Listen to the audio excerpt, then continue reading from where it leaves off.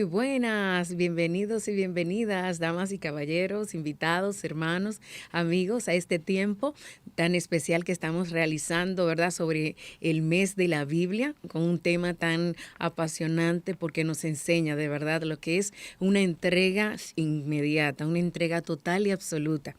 Yo soy Edra Anderson y tengo la bendición de estar compartiendo con ustedes sobre el tema de particularidades de la Biblia.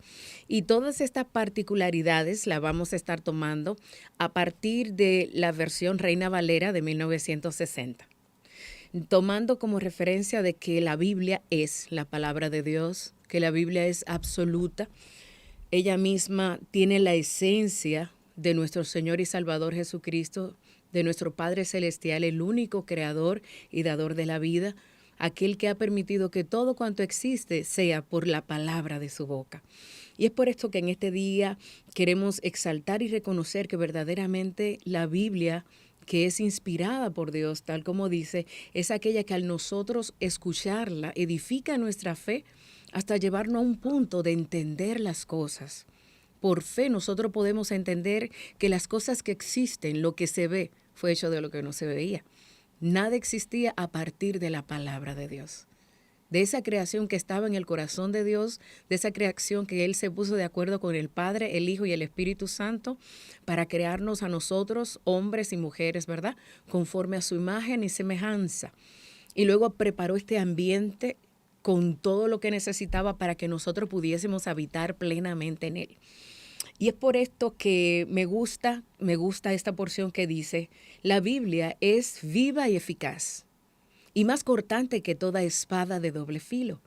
Ella es la verdad de Dios que sustenta todas las cosas.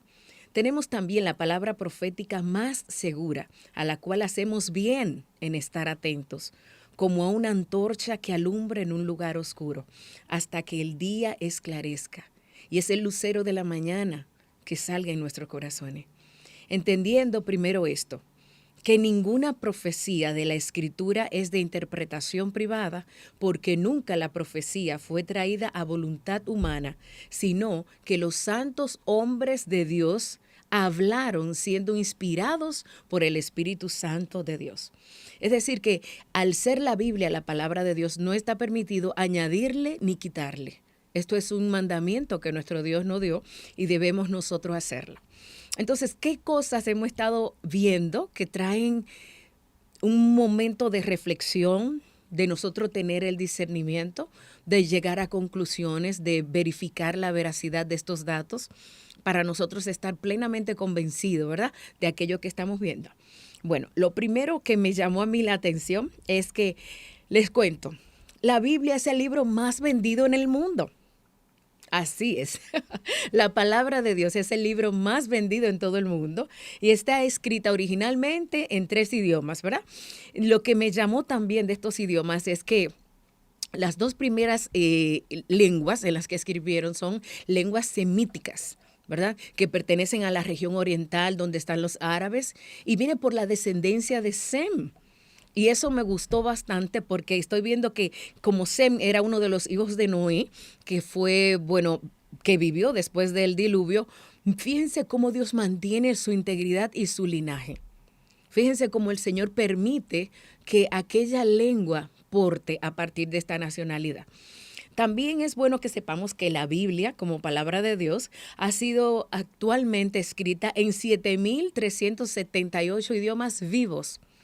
Sabemos que las lenguas van, bueno, pues caducando, van haciendo cambios, lenguas viejas y lenguas modernas, y dentro de las modernas que están vigentes hoy en día, 7,378 disponen de la Biblia. Y es a partir del 2021 que nosotros tenemos ya la Biblia completa en 7,378 idiomas. Ahora bien, hay porciones de la Biblia que también se han escrito y estas suman un total de 1,582 porciones de la Biblia que se han escrito. ¿En cuántos idiomas está? Porque hay idiomas, hay dialectos, hay razas, hay etnias y todos ellos pues se comunican, ¿verdad?, de una manera diferente. Es decir, que en total nosotros estamos hablando de que la Biblia, la palabra de Dios, está siendo transmitida en muchos idiomas y lenguajes.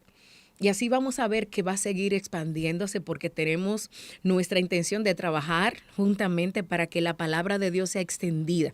Porque hay una promesa implícita de que y será predicado el evangelio a toda la tierra y entonces será el retorno de nuestro Señor Jesucristo. Entonces, es importante también saber que esta Biblia, este libro, es un manual que nos ayuda a nosotros a conocer la esencia de Dios, la personalidad de Dios, la capacidad de Dios, el poder de Dios, la misericordia de Dios. Cuando nosotros leemos la Biblia y lo vemos a la luz del Espíritu Santo, nosotros podemos ser tan ministrados una y otra vez con un mismo versículo. ¿Por qué? Porque tal como leímos, hombres de Dios fueron inspirados por el Espíritu de Dios. Y al tener el Espíritu de Dios, esa esencia de ser parte del Dios mismo, puede tomar una porción y revelárnosla a nuestras vidas. Y por eso es tan importante que nosotros conozcamos, socialicemos y veamos la Biblia como una fuente de referencia para nuestra vida. A nivel de mandamientos, fue otro punto que me llamó la atención. Nosotros usualmente decimos que los 10 mandamientos, decimos bien, porque 10 fueron los mandamientos que el Señor mismo, ¿verdad?, le permitió a Moisés recibir. Ahora bien, qué interesante es que entre el libro de Génesis y Deuteronomio existen una cantidad de 613 mandamientos que contaron los sabios medievales. Entonces la Biblia es mucho más amplia, tiene más contenido. Dios lo escribió porque yo, Edra, me imagino, si el Señor hubiese estado pues escribiendo estos 613 mandamientos adicionales, vamos a decir que iba a invertir su tiempo. Sin embargo, en lo que es la relación con Dios, Dios añade mandamientos. Y yo me pregunto en mi corazón, ¿habrá mandamientos que Dios nos habrá dado a ti y a mí de una manera particular que no están contemplados en la Biblia? ¿Habrán mandamientos? Yo pienso que sí, porque Dios es el mismo ayer, hoy, por los siglos, porque Él no cambia, porque Él nos conoce y tiene planes y proyectos con nosotros. Y hay cosas en nuestras vidas que deben ser transformadas, renovadas. Hay algunas que tenemos que hacerlas morir nosotros. Y todo esto es parte del Nuevo Testamento, pero también son otros mandamientos adicionales. Entonces, si de Génesis a Deuteronomio hay solamente 613, y eso es dentro de la ley, imaginémonos aquellos que existen ya en el Nuevo Testamento a partir de Jesucristo, que es el periodo de la gracia, porque por gracia somos salvos. Ahora, siempre es bueno recordar que el primero y más grande mandamiento de toda la Biblia, tanto del Antiguo Testamento como del Nuevo Testamento, es aquel que dice, donde dijo nuestro Señor Jesucristo: amarás al Señor tu Dios con todo tu corazón y con toda tu alma y con toda tu mente. Este es el primero y grande mandamiento. Y el segundo es semejante: amarás a tu prójimo como a ti mismo. Ese me llama mucho la atención. ¿Saben por qué? Porque a veces nosotros en nuestra mente podemos decir que amamos a Dios. Amo a Dios. ¿Por qué yo amo a Dios? Porque Él me amó primero, porque Él está conmigo, porque cuando yo le necesito, le siento por las cosas que ha hecho por mí. Excelente, gloria a Dios, eso es correcto. Ahora, yo pienso que hay una también fuerte demanda en amar al prójimo como a mí mismo. Dios espera que yo me ame. Por cuanto Él me amó primero y puso de su amor en mí, amarme a mí es un amor sano que debo desarrollar, no en egoísmo, sino en un autoconcepto, aquel que debo tener para yo poder relacionarme con los demás. ¿Por qué? Porque hay muchas veces que nosotros como hermanos en Cristo, y hablo de los que somos, gracias a Dios, parte del reino de Dios, tenemos cosas que renovar, que hacer morir, que cambiar, y en ese proceso pues damos ciertas fricciones, ¿verdad? Y nos sentimos hasta mal porque somos así, porque vivimos esta experiencia, porque tuvimos este proceso o entrenamiento. Sin embargo, Dios espera que a pesar de todo esto, el amor entre nosotros sea sin fingimiento y que sea un amor verdadero. En 1 Corintios 13 dice que el amor es, ahí habla de la definición del amor y me llama que lo primero que dice es que el amor es sufrido. El amor, que es el camino más excelente. Lo primero que hace el amor en Dios, es ser sufrido. Pero no es ser sufrido porque es lacerado, lastimado, maltratado, no, sino porque tiene esa capacidad de contener al otro a pesar de. El Señor Jesucristo, en el momento en que le dijo al sí al Padre que Él iba a entregar su vida por nosotros, Él conocía el precio del impacto de la cruz y aún así siguió hacia adelante. Qué bueno que la Biblia nos comenta esto. Qué bueno, me gusta mucho. A nivel de promesas, también esta sí que me gustó bastante, porque he vivido muchísimas promesas del Señor. Es difícil que en la actualidad nosotros podamos decir que existe un número cerrado de promesas, pero sí les cuento que vamos entre un número desde 7,000 hasta 3,573 promesas bíblicas. Yo espero que vivamos y que las conozcamos, porque sería como muy difícil que una vez que nosotros estemos en la presencia de Dios, Dios nos diga, ¿sabes qué? Tú tenías esta promesa y no te la gozaste, no la viviste. ¿Qué te pasó? Ay, Dios, es que yo no la sabía. Entonces Dios quiere que conozcamos la Biblia, que conozcamos su palabra, para que vivamos una vida abundante. Y esto es parte del proceso nuestro del día a día. Otros cosas muy importantes que tenemos en este momento son los versículos más cortos de la Biblia. Y les cuento que son dos. Uno está en el primero testamento. Vimos que la Biblia se divide en dos, Antiguo Testamento y Nuevo Testamento, antes de Cristo y luego de Cristo. Bueno, pues el versículo más corto que existe en el Antiguo Testamento está en Éxodo 20:13 y dice, no matarás, no matarás. 2 palabras. Pero este es el versículo más corto del Antiguo Testamento, significando que nosotros debemos ser pro vida, debemos ser personas que motivemos a la vida. Y Dios está muy explícito en lo que es la Biblia, la ley, en el Antiguo Testamento, aquellos mandamientos que Él tenía claro para nosotros. Y fíjense cómo no matarás, lo dejó solo en un verso. Luego, en lo que es el Nuevo Testamento, ya con la gracia, ya con Cristo de por medio, tenemos el más corto que es Juan 11:35. Ese es lo que conocemos bastante. Dice, Jesús lloró. 2 palabras también. Jesús lloró. Y si nos ponemos a ver, si en el antiguo decía, no matarás. Y en el nuevo dice, Jesús lloró. Habrá una conexión entre la muerte y el lloro para el reino. Jesús es la resurrección. Y al momento en que Jesús llora es por un amigo y una familia. Se llamaba Lázaro, su amigo, a quien él amaba. Y Lázaro murió. De hecho, tenía 4 días de muerto. Pero en ese momento, cuando él se hace acto de presencia a lo que fue ya su entierro, porque estaba en una cueva, Jesús lloró. Y ese versículo tan corto, a la luz del Espíritu Santo, espero que Dios pueda revelarnos muchas cosas, porque Jesús es la resurrección y Él sabía que lo iba a resucitar. Así es que, ¿por qué llorar? Hay que clamar al Espíritu Santo, hay que indagar en la Biblia para nosotros encontrar un significado y un sentido a esta expresión. Pero igualmente me llama la atención el versículo más largo de lo que es la Biblia. Y está en el libro de Esther 8:9. Hacemos el recuento de que Esther era una mujer hadasha, hebrea, que había sido pues adoptada por su tío. Y en este momento llega un momento donde el rey manda un edicto de que busquen a la dama más hermosa de la ciudad para que sea parte, ¿verdad?, de sus mujeres. Y en todo este proceso le toca a Esther, una judía, la cual decide, bueno, yo voy a ser una persona encubierta para yo ganarme aquí. Y el rey tuvo agrado, de hecho, fue muy bendecida y tuvo una unción, una gracia especial delante de Dios y del eunuco que le fue asignado. Y todo lo de Esther tenía algo de exclusividad. Y Esther era una mujer que gozaba de una gracia y un favor que había sido nacida con un propósito y establecida con un propósito.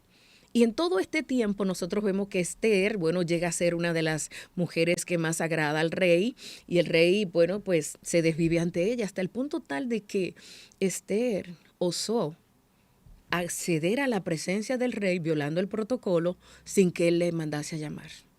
Y esto era jugándose su vida. Cuando el rey la ve y ella entra, Ya ella viene con una comunicación celestial y con una motivación de su tío que le había guardado, Mardoqueo. Y en este momento el rey extiende el cetro. El cetro. ¿Sabes que Jesús tiene un cetro? Y es de justicia. Me gusta porque es que hay muchas cosas que cuando la ponemos en paralelo y vemos nuestra existencia, uno dice, ciertamente tú todos lo sabes. Nuestro Dios es un Dios de detalles. En este momento es que se da en este contexto esta situación.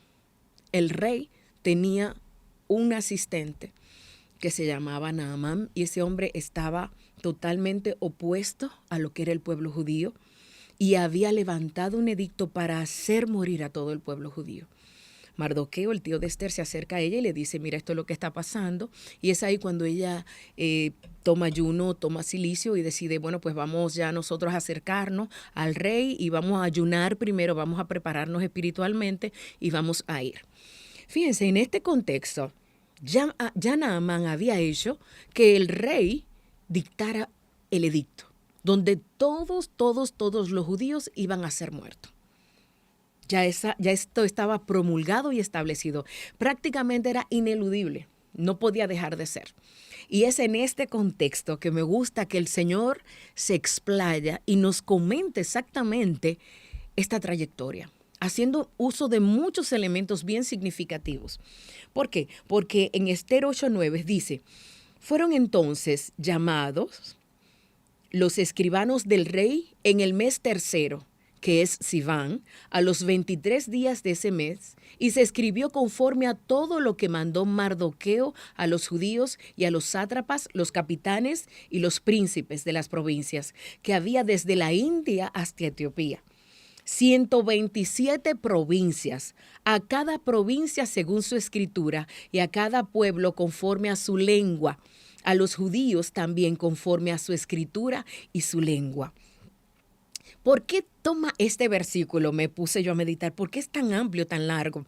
Fíjate, yo, Edra, recibí que había una delimitación territorial, pero que también había un alcance de autoridad, pero que también había la revocación de un decreto que era ineludible y estábamos rompiendo protocolos. Entonces el Señor debía ser bien explícito, tanto con Esther como con nosotros, de que hasta dónde puede Dios tener un alcance de ir en contra de las leyes naturales para Dios bendecir lo que es de Él. En Gálatas 5 nosotros vemos el fruto del Espíritu Santo, pero también vemos las obras de la carne.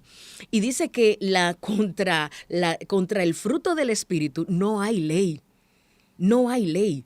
Y yo vinculé esa porción del fruto del Espíritu con este texto tan largo de la Biblia.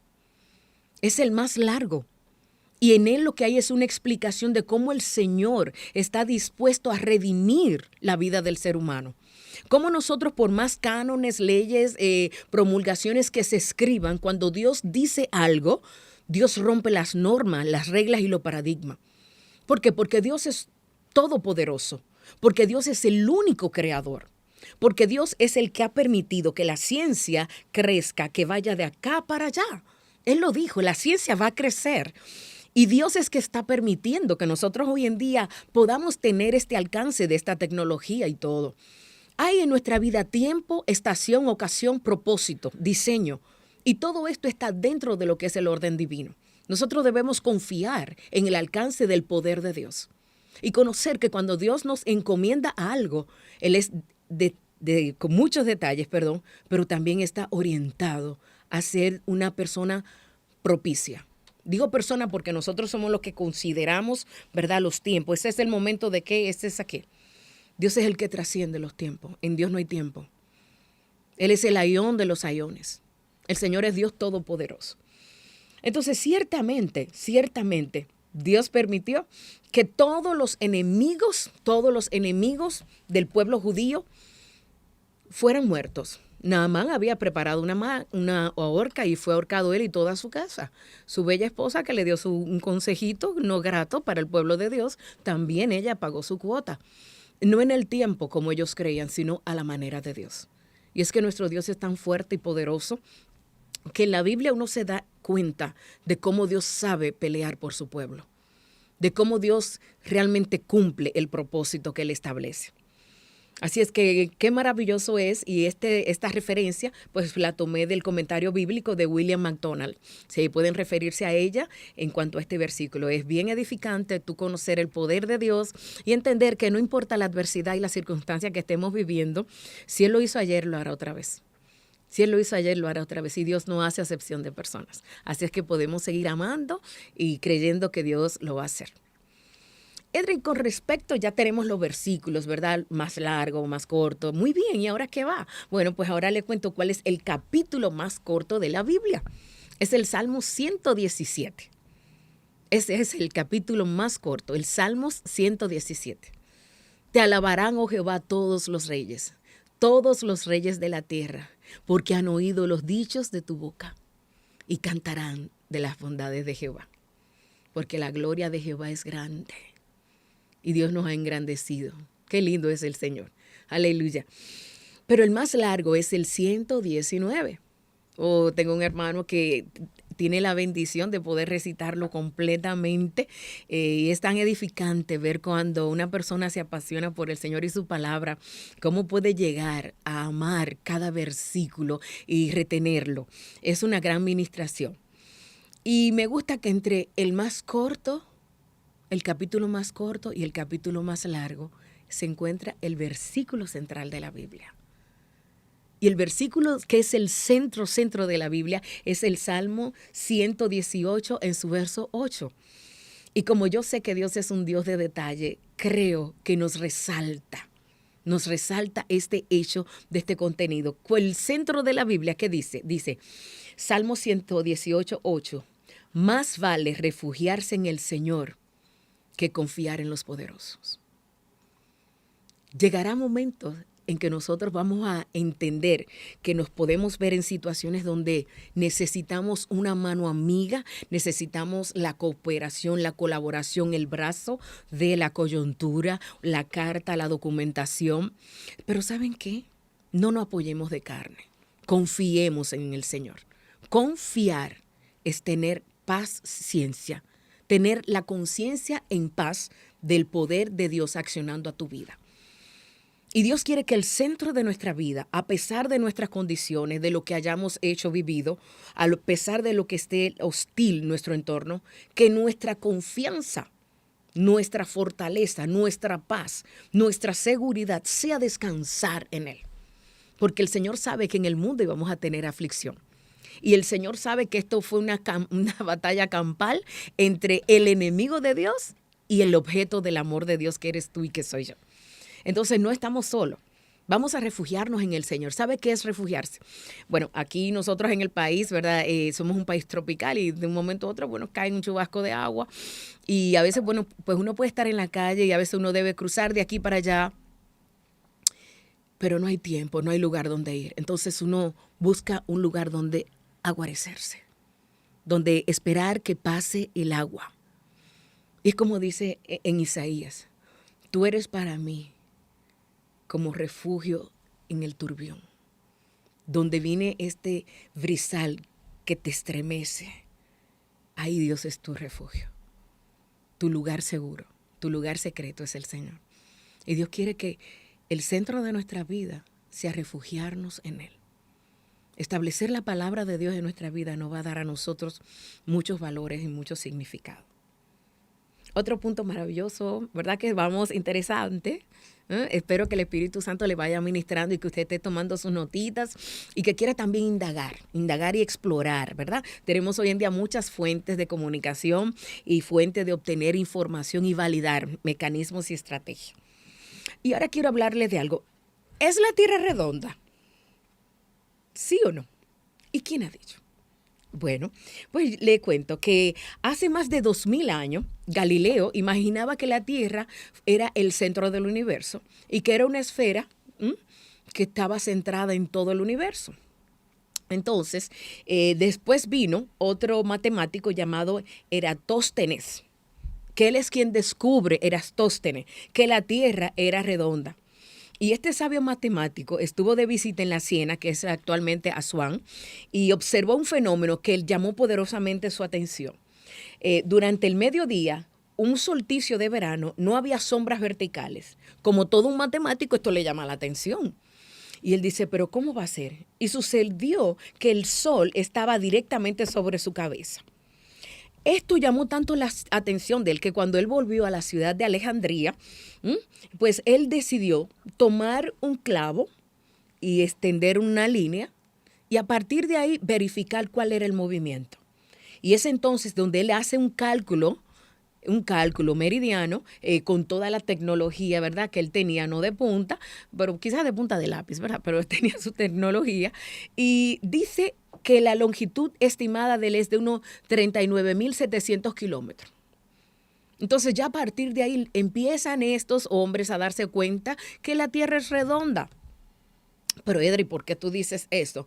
Bueno, porque la palabra de Dios en Isaías 40:22, o sea, 600 años antes de Cristo, antes, muchísimo, vamos a decir 2600 antes que este gran matemático llegara a esta conclusión, ya estaba escrito en la palabra de Dios en Isaías 40:22. Dice así del Señor: Él está sentado sobre el círculo de la tierra, cuyos moradores son como langostas. Él extiende los cielos como una cortina, los despliega como una tienda para morar. Qué bello es el Señor. Por eso es que la Biblia es inspirada por Dios, tiene el aliento de Dios, el conocimiento y la revelación de Dios.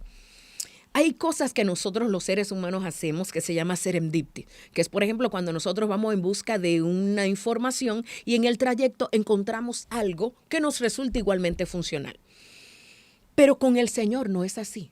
Nuestro Dios es un Dios de principio, de propósito y diseño. Dios no tiene plan ni B ni C. Dios tiene plan A. Que en medio del plan A nosotros con nuestra humanidad podamos tergiversar, interrumpir, es cierto. Ahora, esto no rompe el propósito de Dios. Cuando Dios manda, todo el mundo obedece. Cuando el Señor establece en su palabra, esto es así. Y recuerda que por encima de muchas leyes que pudieran condenarnos o descalificarnos, está el amor y la misericordia de Dios para nosotros. Entonces, hay cosas que cuando Dios no ve que estamos en luchas, que estamos haciendo guerra para conquistar y tener aquello que Él nos ha indicado, nosotros nunca vamos a estar solos. Y Dios va a hacer lo que tenga que hacer para que nosotros sintamos su presencia. Hay un punto muy interesante que a mí me llama la atención y es con respecto al sol. En la actualidad se dice que sí, que no, que hubo un momento que si uno calcula y tira para atrás, vamos a decir el reloj con la tecnología vigente, hacia atrás, se va a dar uno cuenta que hace falta un día y algo en el cálculo. ¿Qué ocurre? Que si nosotros leemos en Josué 10, del 11 al 13, es ahí cuando nosotros estamos viendo que realmente los israelitas están en Bet Jorón y están peleando. Y quien está al frente de la batalla es Josué, un hombre que había crecido constantemente viendo a Dios hacer milagros y prodigios, un hombre que Dios encomienda para que haga un trabajo, porque aquel que era su antecesor, Moisés, ya había muerto y Dios le dijo, a ti te toca ser valiente y esforzarte para que tú repartas la tierra. Aunque Moisés no fue un hombre de guerra, Josué sí. Y Josué, en pleno proceso de guerra, llega un momento en que Dios tiene que intervenir. Y aquí entra, aleluya, algo que espero que te edifique y que despierte en ti la fe para el accionar. Llegó un momento que ya con la indicación, la instrucción del Señor, Josué está peleando, pero realmente Josué necesita la intervención de Dios. Y saben que Dios hace que caiga un granizo y piedra, que como dice la palabra en ese versículo, y fueron más los que murieron por las piedras del granizo que lo que los hijos de Israel mataron a espada. Cuando nosotros estamos en guerra espiritual y hasta física, nosotros podemos creer que el alcance es lo tangible y hasta donde nuestro cuerpo llega. Y hay un momento en que el mismo Dios, porque si estamos todos en batalla, ¿cómo Dios manda un granizo que caiga a la derecha, a la izquierda, más que a mí no llegue? Esto solamente lo puede hacer el Señor. Y eso fue lo que Dios hizo, que al pueblo de Israel no le cayó de ese granizo. Y cuando Josué vio ese poder de Dios, aleluya, peleando por él, es entonces donde él toma la determinación y él dice Josué, sol, detente en Gabaón y tu luna en Ajalón. Y realmente tú te pones a ver, el sistema solar establece que los planetas giran alrededor de la Tierra. Sin embargo, al mandato de la palabra del hombre de Dios en guerra, el sol se detuvo, dice la palabra. Y no se movió por un día hasta que Josué no venció. ¿Ves? Contra tales cosas no hay ley. Entonces nosotros en la Biblia, esto edifica mi fe. Esto me hace ver a mí que Dios cambia un diagnóstico, que Dios mueve una fecha, que Dios cambia un corazón, que una vida Dios la transforma, que realmente la palabra de Dios en sí misma porta vida porque es Cristo. Luego también vemos en Segunda de Reyes 20, del 8 al 11, cómo Isaías, un profeta mayor, porque había escrito mucho, llamado por Dios, se encuentra con el rey Ezequías y le da una instrucción y una palabra de Dios. Y Ezequías le dice, ok, ¿y qué señal? Porque yo tengo que ver, yo soy humano, yo no soy como tú.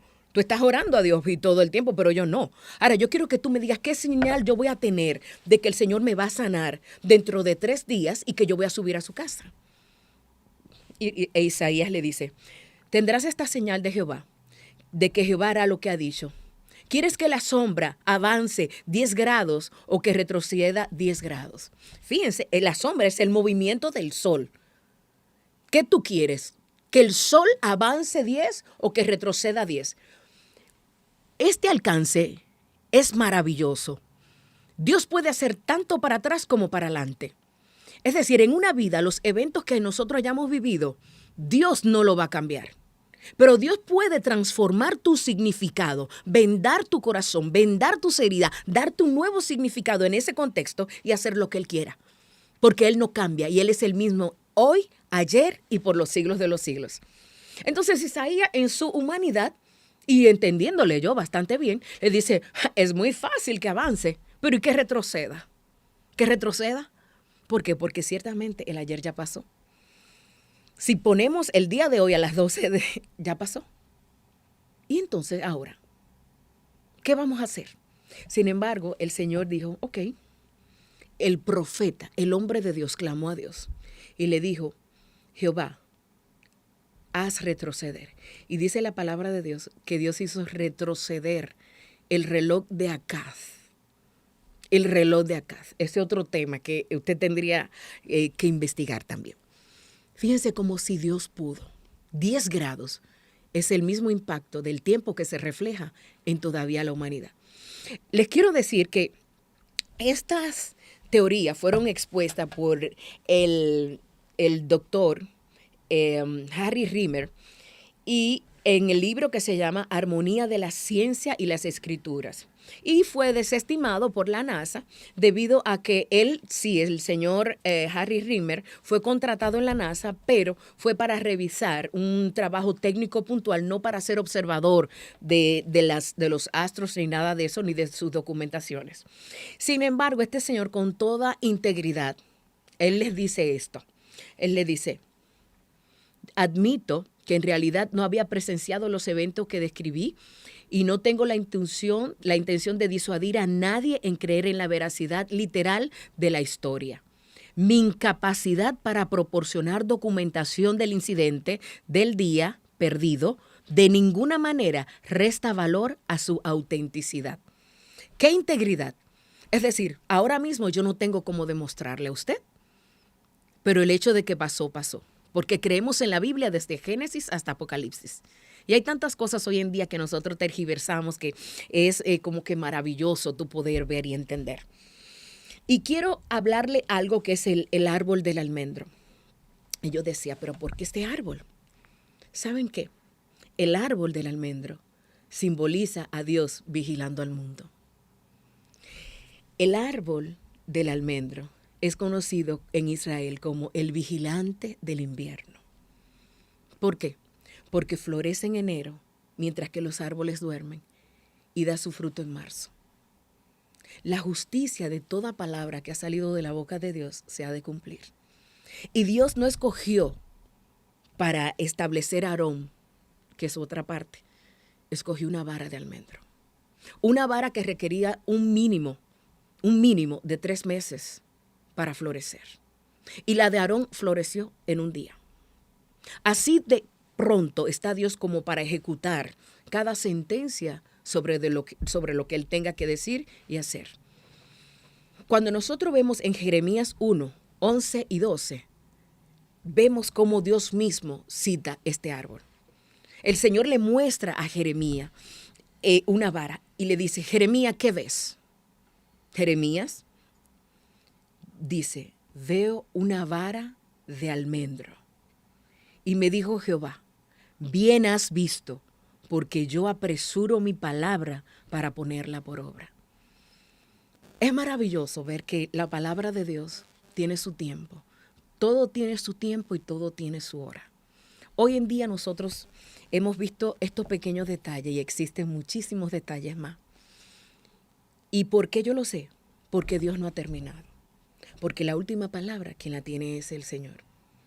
Si nosotros nos ponemos a considerar exactamente el libro de los Hechos de los Apóstoles, el tema central es poder dar la fe y el testimonio de lo que el Espíritu Santo hace hoy en día.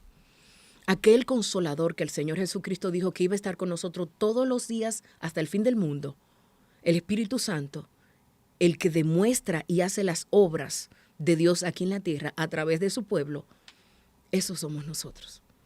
Entonces, ¿saben qué? El libro de Hechos de los Apóstoles es el único libro de la Biblia que no termina en amén. Y no termina en amén porque todavía tu historia y mi historia corresponden a ese capítulo. De verdad que ha sido maravilloso y espero que recuerdes que hay tantas cosas en la Biblia que Dios quiere que tú veas que son particularidades, que son cosas que le hacen sentir diferente y que están al alcance de tu mano. Si puedes creer, al que cree todo le es posible. En caso de que no tengas fe porque no conoces la palabra de Dios, pídele ayuda, que Él te la dará abundantemente. ¿Por qué? Porque tú eres hijo de Dios. Si nosotros nos ponemos a ver, nuestro Señor Jesucristo, el Señor y Salvador de nuestras vidas, en todo momento, se refirió al Dios Padre como Padre. Y ahí está la Trinidad. El Padre, el Hijo y el Espíritu Santo de Dios, que hoy es nuestro Paracleto, nuestro Consolador, es quien hoy en día nos ayuda hasta orar como nos conviene. Espero que estas palabras y esta participación queden en tu corazón y que te hayas quedado con deseo de averiguar más y que si conoces alguna otra cosa que llame tu atención, pues que también la comparta y que el pueblo de Dios entienda que Dios no cambia, que Él es el mismo ayer, hoy y por los siglos. Espero que haya sido un tiempo de edificación y que el Señor te bendiga y te guarde. Para mí más que un placer haber compartido contigo. Bendiciones.